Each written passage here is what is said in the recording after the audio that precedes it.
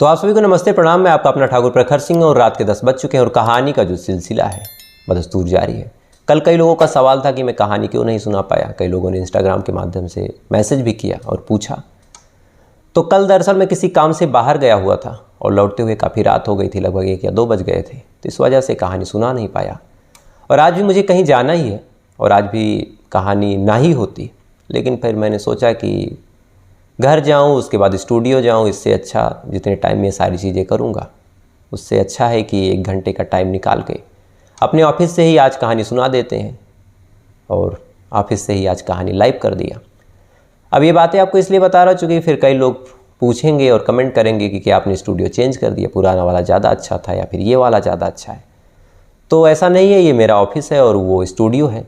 Office में office का काम होता है, कोई मुकदमा वगैरह पढ़ना हो या फिर जो भी कानूनी चीज़ें होती हैं वो सारे काम इसी ऑफिस में होते हैं मेरे। और जो कहानी सुनानी होती है उसके लिए एक अलग स्टूडियो है, तो वहाँ से वो सारी चीज़ें होती हैं। तो ये तो रही एक औपचारिक बात। अब आते हैं आज की कहानी के ऊपर। और आज की कहानी एक ऐसे शख्स की कहानी है जिसकी उम्र की बात करें तो उम्र महज 28 साल, लेकिन इसके अपराधों की फहरिस्त इतनी लंबी है कि इसी 28 साल की उम्र में इसे सजाए मौत भी मिल गई, इसे 2 बार की उम्र कैद भी मिल गई, अलग अलग बार की जेल भी मिल गई और न जाने कितने हज़ार रुपए, लगभग लाख के पार पहुंच गए होंगे अगर सारे पैसों को जोड़ा जाए तो। इतने का तो इसको जुर्माना लग गया। और ऐसा नहीं है कि इस कहानी को जिसको मैं आपको सुनाने जा रहा हूँ ये कहानी बहुत पहले की है या फिर जो सज़ाएँ आपको बता रहा हूँ ये भी बहुत पहले की है।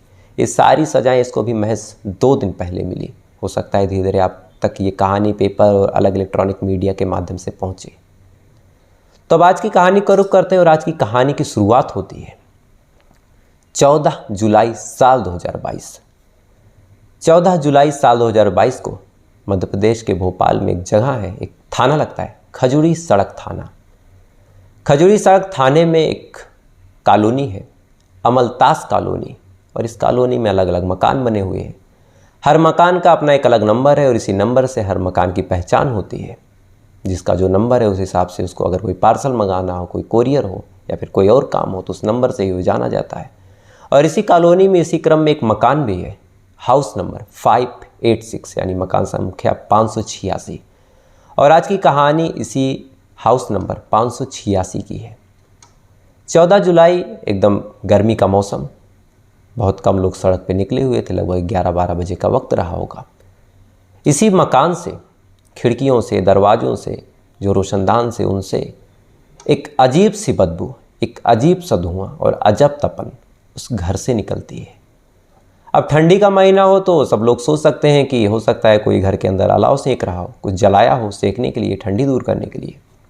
लेकिन जुलाई के महीने में किसी घर से इस तरह से आँच निकलना, धुआं निकलना, अजीब सी बदबू आना, आसपास के लोग जब ये चीज़ देखते हैं तो उन्हें फ़ौरन लग जाता है कि ज़रूर घर के अंदर कुछ हादसा हुआ है और ज़रूर कुछ ऐसी चीज़ जल रही है जो शायद अब आम लोगों को जाने की ज़रूरत नहीं है या फिर आम लोग वहाँ ना जाएं तो ही अच्छा है। पुलिस को ही फ़ोन करें, पुलिस ही आएगी तभी जाएंगे। लिहाजा अब सारे लोग मिलकर पुलिस को फ़ोन करते हैं। पुलिस भी फ़ौरन मौके पे पहुंचती है। पुलिस को बताया गया था कि घर के अंदर कुछ जल रहा है, अजीब सी बदबू आ रही है। तो पुलिस वाले नॉर्मली पहुंचते हैं। पहुंचने के बाद घर को खोलते हैं, अंदर झांकते हैं तो सबसे पहले घर के अंदर, उस कमरे के अंदर एक गड्ढा मिलता है। गड्ढा एकदम खोद के तैयार हुआ था और गड्ढे में कुछ हुआ नहीं था, एकदम प्लेन गड्ढा खोदा हुआ था। और उस गड्ढे से थोड़ी दूर पे एक शख्स जल रहा था। अब जैसे पुलिस वाले देखते हैं तो फ़ौरन उस शख्स के ऊपर पानी डालते हैं, धूल, मिट्टी, कंबल, ये सारी चीज़ें जैसे तैसे करके उस शख्स पे जो आग लगी थी उसको बुझाते हैं, आग पे काबू पाते हैं। फ़ौरन चेक करते हैं कि ये शख्स में अभी थोड़ी बहुत अगर जान बाकी हो तो लेके हॉस्पिटल भागे, नहीं तो फिर अगर मर गया तो बात दूसरी।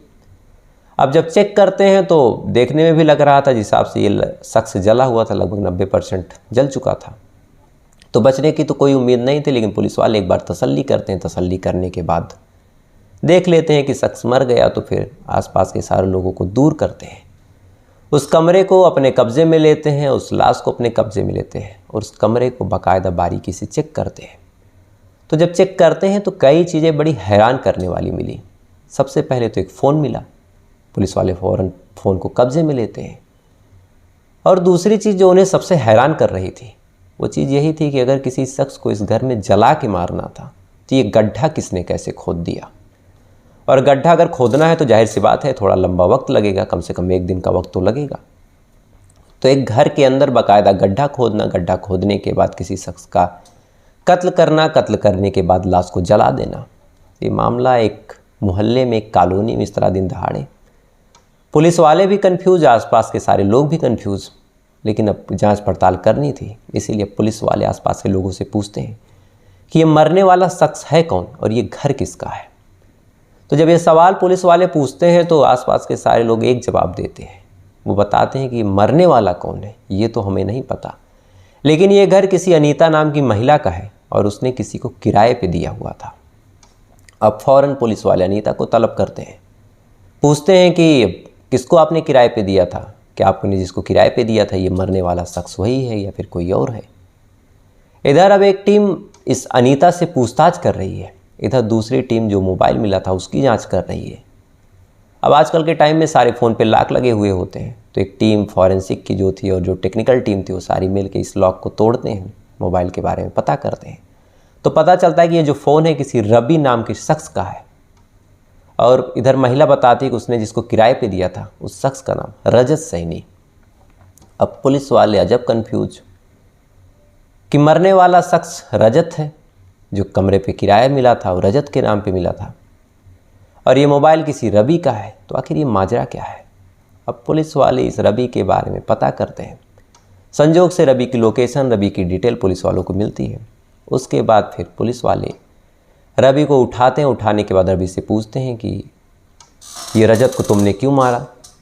अब ये सवाल जैसे ही रवि से पूछा जाता है तो रवि एकदम हक्का बक्का, वो कहता है साहब मैंने तो नहीं मारा, ना ही मैं रजत से मेरी कोई दुश्मनी है, बल्कि रजत तो मेरा इतना अच्छा दोस्त है कि उसको कोई भी चीज़ चाहिए होती तो सबसे पहले वो मुझसे मांगता है। अब ये बात जैसे रवि बोलता है तो पुलिस वाले फ़ौरन कहते हैं कि अगर तुमने रजत को नहीं मारा तो तुम्हारा मोबाइल फ़ोन रजत के पास कर क्या रहा था। रजत का मर्डर हुआ है, इस तरह से उसकी बॉडी जला दी गई और उसी क्राइम सीन से 1 हाथ की दूरी पे तुम्हारा मोबाइल मिल रहा है, तो मोबाइल तुम्हारा कैसे पहुंचा। तो इस पर रवि ने बड़े काल्मली जवाब दिया, एकदम शांत रूप से जवाब दिया कि मेरा मोबाइल, मेरी बाइक, ये सारी चीज़ें रजत को जब ज़रूरत होती है वो ले लेता है, और आज भी उसने मेरा मोबाइल ऐसे ही मांगा और चलाते चलाते चला गया। मुझे मोबाइल का ज़्यादा काम होता नहीं, तो फिर मुझे नहीं पता कि वो कहाँ लेके गया, क्या किया। अब पुलिस वालों को उसकी बातों में सच्चाई दिख रही थी, क्योंकि पुलिस वाले भी थोड़ा सा एक्सपीरियंस थे, उन्हें पता था कि कौन शख्स सही बोल रहा है, कौन शख्स गलत। तो जब ये मोबाइल रवि का है और रवि बेकसूर है और ये लाश रजत की है, तो फिर कातिल कौन है। अब पुलिस वाले इसी उधेड़-बुन में जांच पड़ताल करते रहते हैं, छानबीन करते रहते हैं। कई घंटे बीत गए और इसी बीच एक बड़ी चौंकाने वाली बात पता चली। दरअसल रजत कहीं घूमता हुआ किसी कैमरे में कैद होता है और इस बारे में पुलिस को खबर लग जाती है। अब पुलिस वाले फिर परेशान कि कमरे में अब तक जो लाश मिली थी हम रजत ही मान रहे थे, लेकिन रजत तो बाहर घूम रहा है, मोबाइल रवि का था, रवि को कुछ पता ही नहीं, तो ये फिर मरने वाला कौन है, और अगर मरने वाला कोई दूसरा है तो फिर कातिल कौन। अब पुलिस वालों के पास कई सवाल और जवाब कोई नहीं, लेकिन फिर अब पुलिस वालों को जवाब भी खोजना था, तो पुलिस वाले जांच पड़ताल शुरू करते हैं और इस शख्स के बारे में जब पता करते हैं तो पता चलता है कि ये शख्स, यानी जो मरने वाला शख्स था, ये अमन डांगी है, एक 22 साल का लड़का जो भी BSc सेकेंड ईयर में पढ़ रहा। अब पुलिस वाले उसके घर को बुलाते हैं, सारी बात बताते हैं, कहते हैं कि आपके घर के बच्चे की लाश इस तरह से मिली है। इसके बाद बॉडी सुपुर्द कर देते हैं, सामने वाले FIR वगैरह करते हैं। लेकिन फिर सवाल यही था, और पुलिस वालों के पास ये सवाल पहले से भी था, FIR के पहले से, कि अमन को किसने मारा और कातिल कौन है, और कातिल को अगर कोई और है तो रवि का मोबाइल वहाँ पे कैसे। अब ये सारे सवाल के जवाब अगर कोई दे सकता था तो एक जो कॉमन लिंक थी वो था रजत सैनी। लिहाजा पुलिस वाले रजत सैनी को खोजते हैं। 24 घंटे से ज़्यादा का वक्त लगता है और पुलिस वालों की किस्मत साथ देती है, रजत सैनी गिरफ्तार हो जाता है। अब गिरफ्तार करने के बाद पुलिस वाले चैन की सांस लेते हैं। चैन की सांस लेने के बाद थाने लाते हैं, पूछताछ करते हैं। उन्हें लगता है कि ये छोटा मोटा कोई मामला भी सुनाएगा, लेकिन रजत ने जो कहानी सुनाई, उस कहानी को सुनने के बाद शायद पुलिस वालों के भी, चाहे जो वरिष्ठ थे चाहे सीनियर थे, उन सब की तरह से हाथ पांव फूल गए कि सामने बैठा एक 28 साल का लड़का किस हद का क्रिमिनल है। दरअसल रजत जो था मध्य प्रदेश में ही एक ज़िला लगता है गुना ज़िला, इसी गुना ज़िले का रहने वाला। गुना ज़िले में पैदा हुआ, वहीं पे पला बड़ा, वहीं पे स्कूलिंग वगैरह की, लेकिन पढ़ाई लिखाई में इसका कहीं मन भी नहीं लग रहा था। और घर वालों पे इतना पैसा भी नहीं था कि इसकी अय्यासी पूरी कराएं और कह दें कि बेटा कोई बात नहीं, तुम मत पढ़ो, बाप के कैश पे ऐश करो। तो जब घर पे पैसे नहीं थे तो फिर घर वालों ने कहा या तो पढ़ो या फिर कहीं काम धंधा करो, क्योंकि तुम्हारा बोझ हम ऐसे नहीं उठा सकते। लिहाजा जो रजत था वो कहीं छोटी मोटी नौकरी और कहीं प्लम्बर का काम, कहीं ऐसे वैसे काम, अलग अलग जगहों पे घूम घूम के करने लगता है। थोड़ा बहुत काम करता, 100 200 500 पा जाता, उसी से अपना भी गुजारा करता, परिवार पे भी भेजता।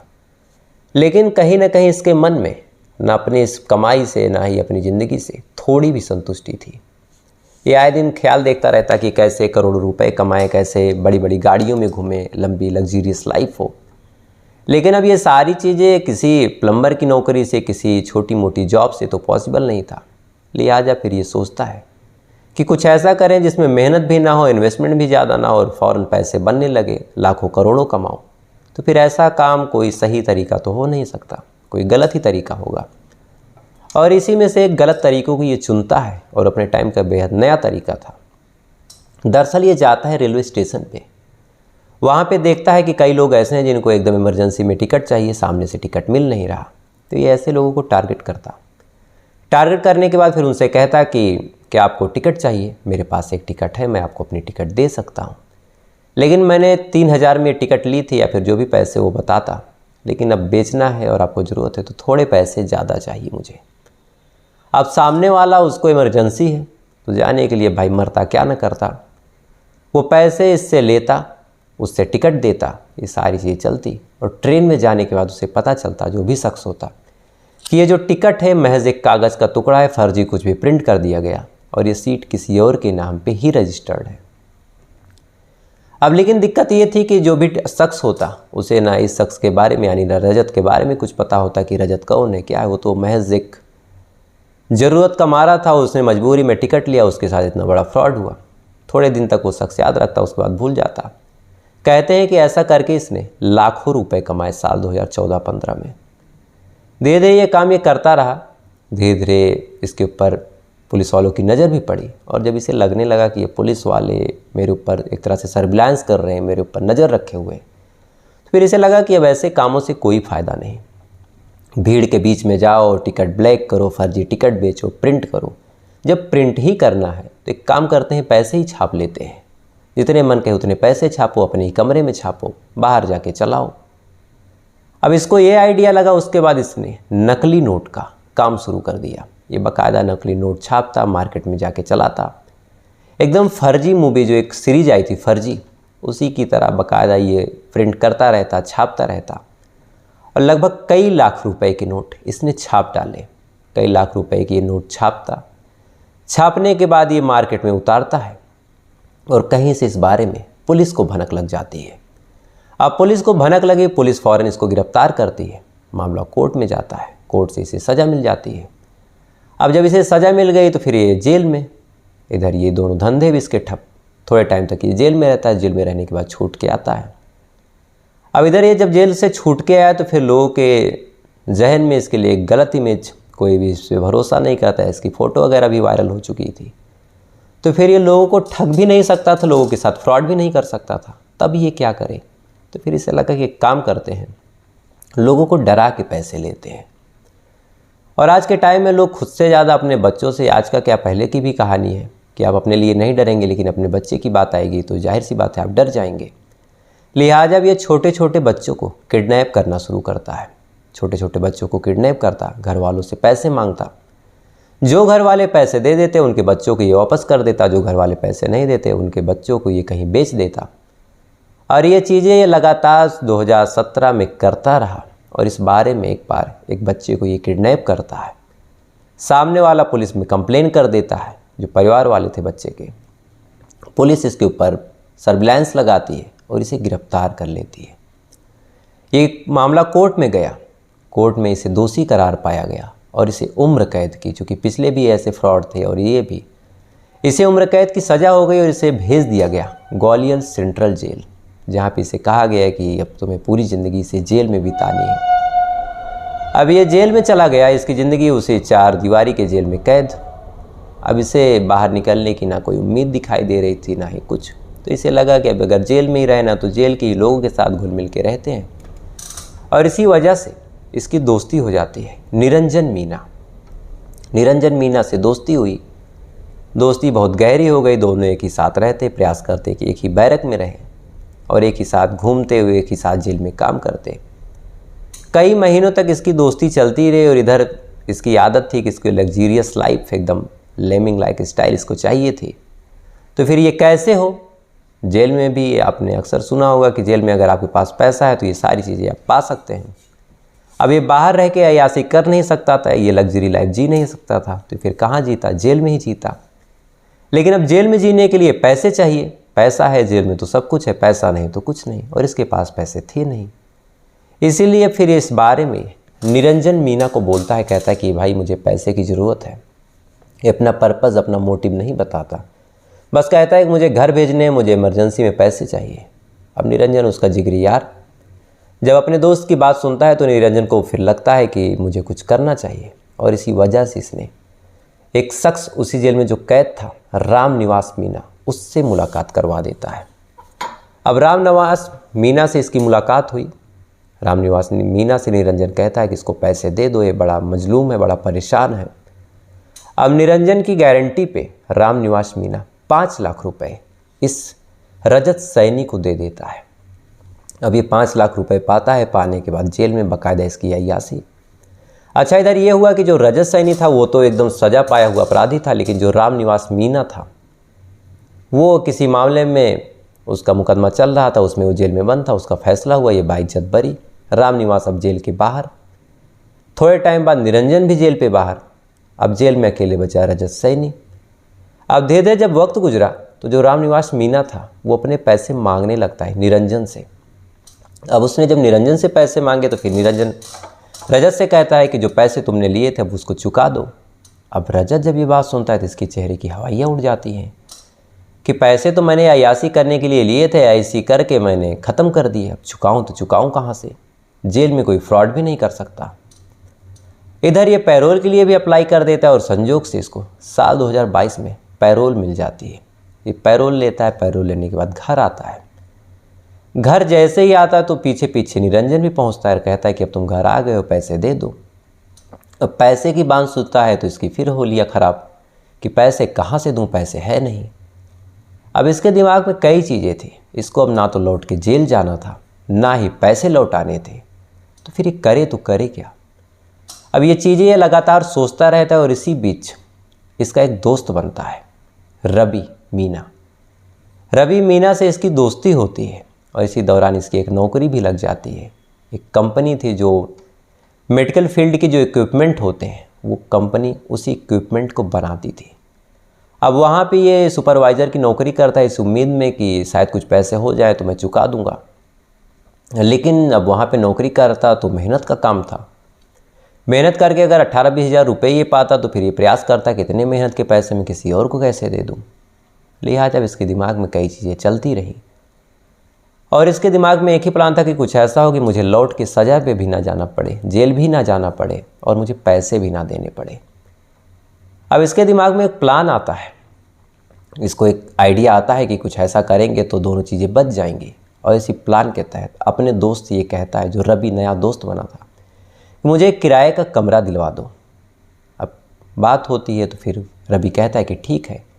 रवि अपने सोर्सेज से कमरा खोजता है। कमरा खोजने के बाद इसी मकान नंबर जो मैंने आपको बताया 586 में, जो खजूरी सड़क थाने पे था, इसी थाने की इसी मकान नंबर पे एक कमरा किराए पे रवि अपनी जिम्मेदारी पे दिलवा देता है। अब कमरा दिलवाता है, दिलवाने के बाद फिर ये कमरे में रहने लगता है। रवि पूछता है कि कमरे में रह के तुम क्या करोगे, तुम्हारा तो घर भी है। ये कुछ बताता नहीं, बस कहता है कि कुछ प्लान है। अब इधर रवि से इसकी दोस्ती गहरी होती गई। रवि को ये बार बार अपने घर बुलाता, ड्रिंक करवाता, चिकन मटन खिलाता। रवि भी खुश रहता। बदले में रवि इसको अपनी बाइक दे देता, अपनी फ़ोन वगैरह को दे देता, अपने पैसे थोड़े बहुत दे देता। चीज़ें चलती रही, वक्त धीरे धीरे गुजरता रहा।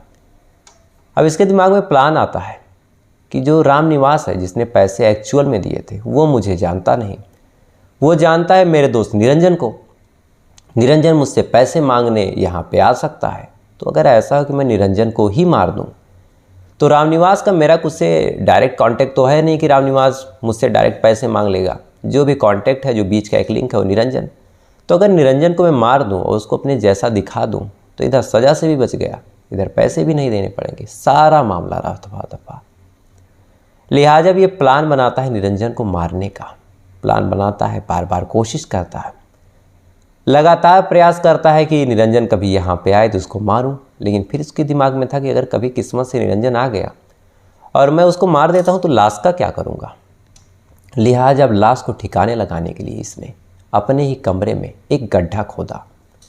गड्ढा खोदता है बाकायदा, एकदम कब्र तैयार थी। अब लाश के आने का इंतजार था और लाश से पहले जिंदा शख्स के आने का इंतजार था। उसके बाद उसका कत्ल होता, उसके बाद फिर लाश उसे गड्ढे में दफन कर दिया जाता, मामला रफा दफा हो जाता, किसी को भनक तक ना लगती।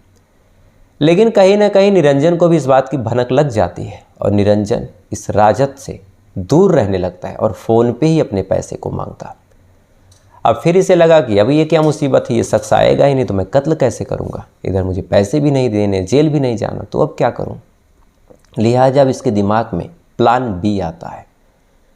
प्लान बी के तहत ही अब रवि से कहता है कि क्या तुम्हारा कोई दोस्त वगैरह है। रवि अपने एक दोस्त जिसका नाम था अमन डांगी, अमन डांगी एक ज़िला लगता है सीहोर ज़िला। इसी सीहोर ज़िले में एक गाँव है दोराहा गाँव। इसी गाँव के एक बेहद गरीब परिवार का एक बेटा यहाँ पे MBM कॉलेज में अपनी पढ़ाई के दम पे इसका एडमिशन हुआ। BSc करने आता है और पैसे से परेशान था तो नौकरी की तलाश भी कर रहा था।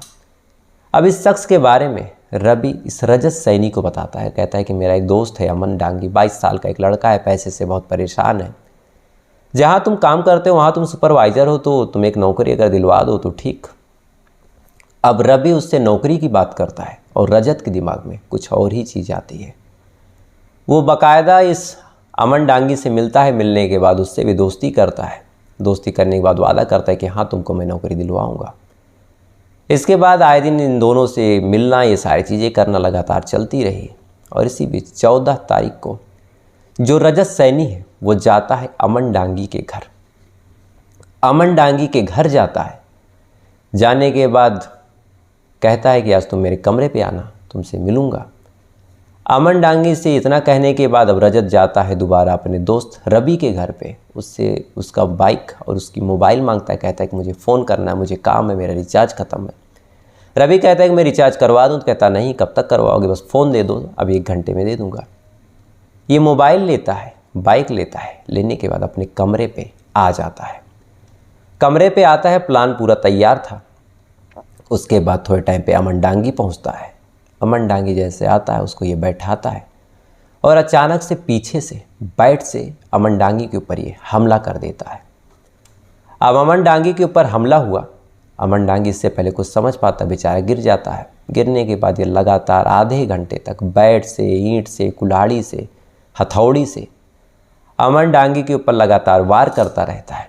तब तक करता है जब तक अमन डांगी एकदम बाकायदा मर न जाए।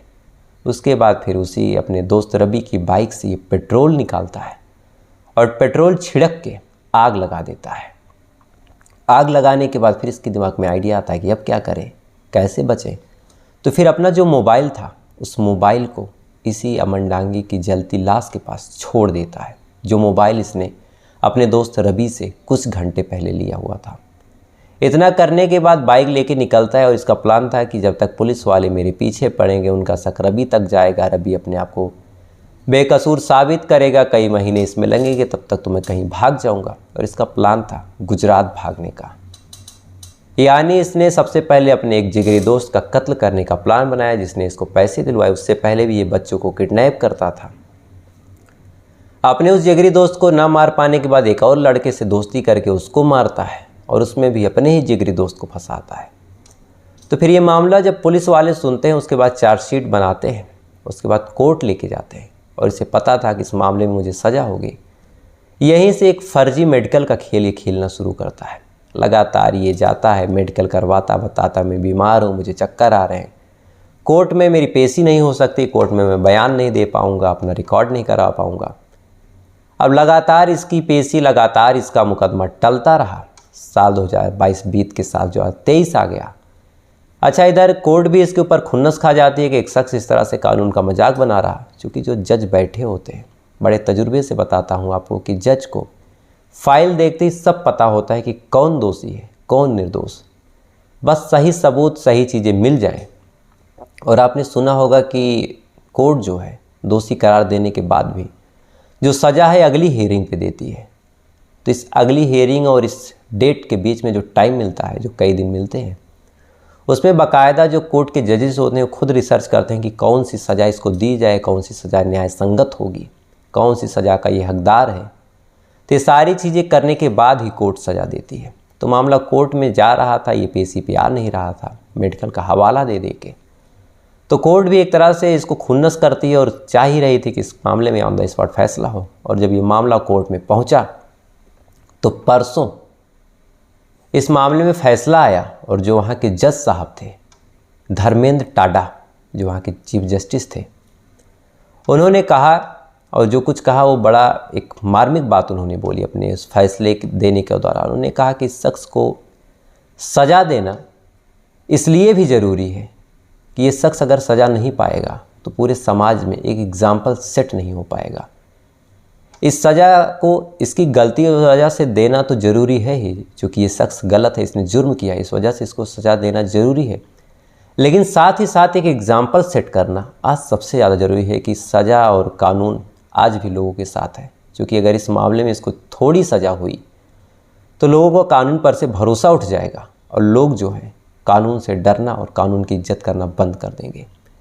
इन्हीं शब्दों के साथ जो जज साहब थे धर्मेंद्र टाडा जी, माननीय न्यायाधीश, उन्होंने इस शख्स को इस अमन डांगी था, इसके हत्या के मामले में 302 में इसको मुजरिम करार देते हुए सजाए मौत यानी हैंगिंग टिल डेथ ये सुनाई।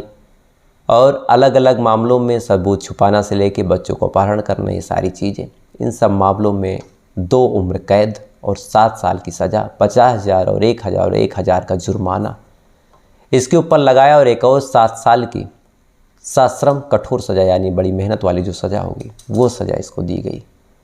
फिलहाल ये लोअर कोर्ट का फैसला है, उसके बाद मामला हो सकता है कोर्ट में जाए।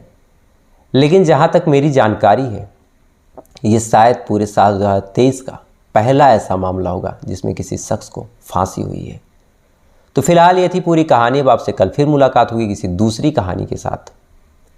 और मैं अपने स्टूडियो जा भी नहीं पाया तो जो सवाल जवाब का सिलसिला था वो भी नहीं कर पाया, तो वो चीज़ें अब कल से ही होंगी। तो आपसे कल फिर मुलाकात होगी किसी दूसरी कहानी के साथ। तब तक इस मामले में आपकी क्या राय है कमेंट करके ज़रूर बताइएगा।